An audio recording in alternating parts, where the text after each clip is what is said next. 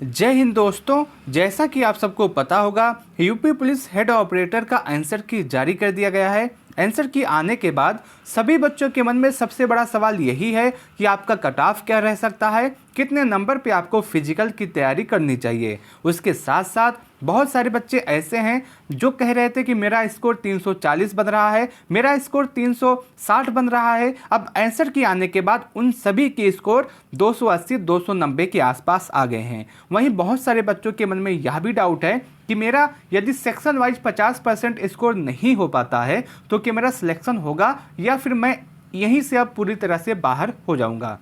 आज के इस वीडियो में मैं इन सभी टॉपिक के विषय में आप सबसे बात करूंगा। मैं उम्मीद करता हूं कि आप सभी लोग इस वीडियो को लास्ट तक जरूर देखेंगे। दोस्तों, यदि आपको यह वीडियो अच्छा लगे तो आप सभी लोग इस वीडियो को लाइक अवश्य कीजिएगा। अपने दोस्तों के साथ इस वीडियो को शेयर करना ना भूलें। दोस्तों, आपको पता होगा जब आपका पेपर हो रहा था उस समय बहुत सारे बच्चे कह रहे थे कि पेपर बहुत ज़्यादा इजी आया है, पेपर बहुत ज़्यादा आसान आया है और मेरा स्कोर इस समय 340 के आसपास सही होगा, मेरा 360 के आसपास स्कोर बनेगा। और बहुत सारे बच्चे बहुत तरह की बातें कर रहे थे। कुछ बच्चा कह रहे थे कि मेरा 350 के आसपास स्कोर बनेगा। अब वही स्कोर इन्हीं सब बच्चों का स्कोर आकर के 260 280 के आसपास आ गया है और सभी के नंबर कम हुए हैं। और इसकी सबसे बड़ी वजह यही है कि पेपर आपका अच्छा आया था, अच्छे लेवल का आपका पेपर आया था और बहुत बढ़िया पेपर आने की वजह से आपका स्कोर भी कम हुआ है। और बहुत सारे बच्चे ऐसे हैं जो जिनका अदर सेक्शन में अच्छा स्कोर है, उनका हिंदी में अच्छा स्कोर है, रीजनिंग में अच्छा स्कोर है, लेकिन किसी एक सेक्शन में जैसे जीएस में ही बहुत सारे बच्चों का स्कोर 50% नहीं हो पाया है। अगर हम देखें आपकी पूरी वैकेंसी की बात करें, यूपी पुलिस हेड ऑपरेटर की पूरी वैकेंसी की बात करें तो इस बार 936 पदों पे आपकी पूरी वैकेंसी आई थी और 936 पदों के लिए जो टोटल बच्चों ने आवेदन किया था उनकी संख्या 76,514 थी। अगर आप इस हिसाब से देखें तो आपका पर सीट कंपटीशन 82 बच्चों का हो जाता है। एक सीट पर 82 बच्चे फाइट कर रहे हैं।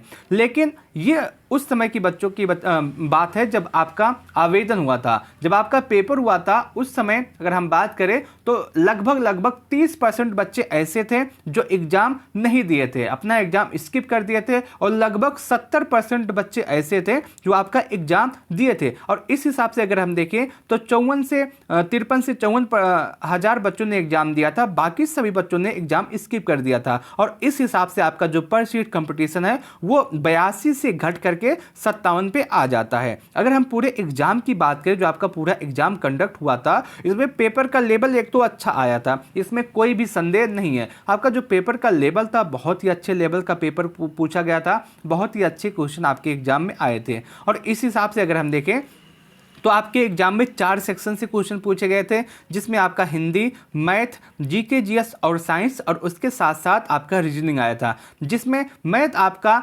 बहुत ही अच्छे लेवल का क्वेश्चन पूछा गया था।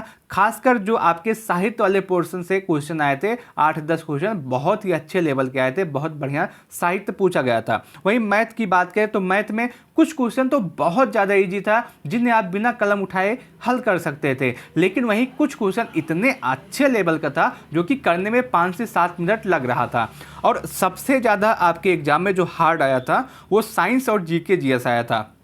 कोई भी बच्चा ऐसा नहीं मिल रहा था जो कहता हो कि मेरा साइंस में अच्छा स्कोर हुआ है, मेरा जीके जीएस और साइंस में अच्छा स्कोर हुआ है। सभी बच्चा यही कह रहा था कि गड़बड़ हुआ है तो जीके और साइंस। और उसके साथ साथ अगर हम पूरा एग्जाम की बात करें तो पूरा एग्जाम आपका मॉडरेट टू हार्ड आया था, बहुत ज़्यादा इजी नहीं था, ना ही बहुत ज़्यादा कठिन था, पूरा करने लायक था। और इस हिसाब से आपका कट ऑफ बनने वाला है और कट ऑफ जो होगा वो बहुत ज़्यादा नहीं जाएगा। बहुत सारे बच्चे परेशान हैं कि उनका कट ऑफ कितना जाएगा। कट ऑफ के लिए अभी आप सभी लोग परेशान ना हो, कट ऑफ बहुत ज़्यादा नहीं जाने वाला है। अगर मैं बात करूँ सबसे महत्वपूर्ण टॉपिक के विषय में, कि बहुत सारे बच्चों का कहना है कि सेक्शन वाइज उनका 50% स्कोर नहीं हो पाया है, क्योंकि आप सबको पता होगा कि जो आपके 4 सेक्शन थे, math, Hindi, GK, GS, reasoning, इसमें सभी में 40 क्वेश्चन आए थे और इस 40 क्वेश्चन में से 20 क्वेश्चन करना अनिवार्य था। यदि आपका 20 क्वेश्चन नहीं हो पाता है तो आप उसी समय पूरी भर्ती प्रक्रिया से बाहर हो जाते हैं, आपका कितना ही अच्छा स्कोर क्यों ना हो। अब बहुत सारे बच्चे ऐसे हैं जिनका 20 स्कोर नहीं हो पाया है, कुछ बच्चे हैं जिनका 19 स्कोर हुआ है, कुछ बच्चे हैं जिनका 18 हुआ है, कुछ बच्चे हैं जिनका 17 हुआ है। आप सभी लोग परेशान ना हो, अगर नॉर्मलाइजेशन होता है, आपको फायदा मिलता है तो आपका स्कोर आराम से इंप्रूव हो जाएगा। ऐसा हुआ है इसलिए मैं कह रहा हूं। इससे पहले 2016 में जो एसआई वाली वैकेंसी आई थी उसमें इसी तरह का पूरा एग्जाम पैटर्न था और उसमें भी बहुत सारे बच्चे ऐसे थे जिनका स्कोर 20 से कम हुआ था, 50% नहीं हो पाया था। किसी बच्चे का स्कोर 17 था, किसी का 18, किसी का 19 और इन सब का नॉर्मलाइजेशन होकर के 20 प्लस क्वेश्चन हो गया था। तो आप सभी लोग परेशान ना हो, यदि आपका स्कोर 20 नहीं हो पाया है, 20 क्वेश्चन नहीं हो पाया है, आपका 19 से 18 है तो आपका सिलेक्शन आराम से हो सकता है अगर आप नॉर्मलाइजेशन आपके फेवर में होता है तो।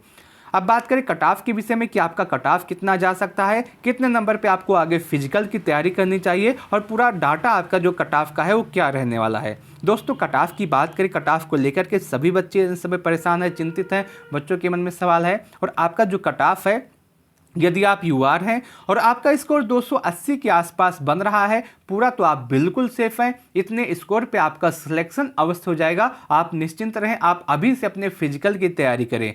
वहीं यदि आप ईडब्ल्यूएस हैं और आपका स्कोर 275 के आसपास है तो आप 100% सेफ हैं, इतने में आपका सिलेक्शन हो जाएगा। वहीं यदि आप ओबीसी हैं और आपका स्कोर 275 के आसपास है तो आपका सिलेक्शन 100% होने वाला है।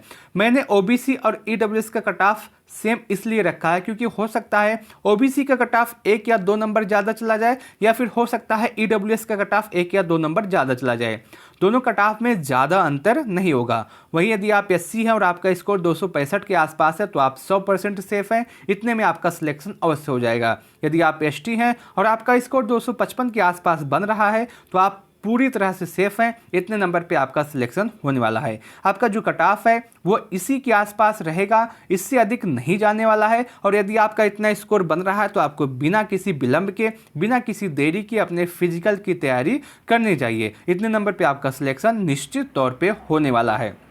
उसके साथ साथ मैं आपको बता दूं कि आपका जो पूरा एग्ज़ाम है मैंने आपको कट ऑफ बता दिया है। उसके साथ साथ आपको क्या करना है, इस वीडियो के कमेंट बॉक्स में आपको कमेंट बताना, अपना स्कोर बताना है कि आपका स्कोर आंसर की आने के बाद कितना रहा है। मैं आपको बताने का प्रयास करूंगा कि उतने स्कोर पे आपका सिलेक्शन होगा या फिर नहीं। आपको कैसे करना है, सबसे पहले आप अपना एग्ज़ाम का दिन और शिफ्ट लिखिएगा कि आपका एग्ज़ाम किस शिफ्ट में कंडक्ट हुआ है और उसके साथ साथ आपकी कैटेगरी कौन सी है, आप ओबीसी हैं, जनरल है, ओबीसी एसटी है, क्या है, आप उसको लिखिएगा, कैटेगरी लिखिएगा और उसके बाद अपना स्कोर बताइएगा कि आपका स्कोर कितना है और कितना बन रहा है। मैं आपको पूरा बताने का प्रयास करूंगा कि उस कैटेगरी में उतने स्कोर के साथ आपका सिलेक्शन होगा या फिर नहीं होगा, या फिर आपको किसी और एग्ज़ाम की तैयारी करनी चाहिए। दोस्तों मैं उम्मीद करता हूं कि आपको यह पूरा वीडियो अच्छा लगा होगा, पूरी एनालिसिस अच्छी लगी होगी। यदि आपको वीडियो अच्छा लगा हो तो आप सभी लोग इस वीडियो को लाइक अवश्य कीजिएगा, अपने दोस्तों के साथ इस वीडियो को शेयर करना